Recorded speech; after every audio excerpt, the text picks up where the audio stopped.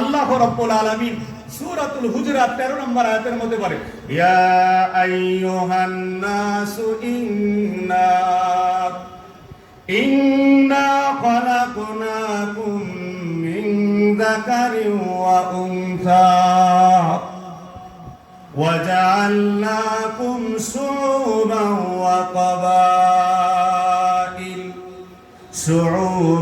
وقبائل لتعارفوا আল্লাহ রাব্বুল আলামিন সারা বিশ্বের মানুষদেরকে 800 কোটি মানুষদেরকে ডাক দিয়ে আল্লাহ রাব্বুল আলামিন অবগত করার, ও দুনিয়ার মানুষেরা তোমরা শুনে রাখো, খলাকনাকুম আমি আল্লাহ রাব্বুল আলামিন তোমাদেরকে সৃষ্টি করেছি মিন যাকারিন ওয়া উনসা।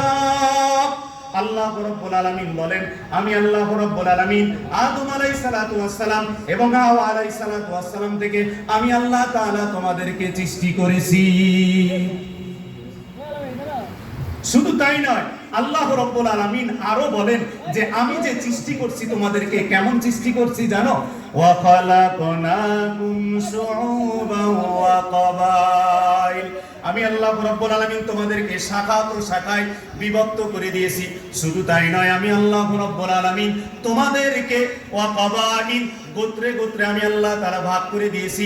ও বরদুলবাসীরা তোমরা শুনে রাখো, তোমার এই বরদুল গ্রামের ভিতরে দক্ষিণ পাড়া হিসেবে ভূষিত করা হয়, উত্তর পাড়া হিসেবে ভূষিত করা হয়, মধ্য পাড়া হিসেবে ভূষিত করা হয়। শুধু তাই না, এই পাড়াগুলোর মধ্যে আবার আছে মীর গোষ্ঠী আছে, ভুঁই গোষ্ঠী আছে, আবার মণ্ডল গোষ্ঠী, কত গুণসি করে দিয়েছি। এটা একমাত্র আল্লাহ রাব্বুল আলামিন করেছেন। কেন করেছেন? আল্লাহ বলেন লিতাআরাফুন, তোমাদের পারস্পরিকের ভিতরে যেন পরিচয় হয়ে যায়, এই জন্য আমি আল্লাহ তাআলা এইগুলো করেছি।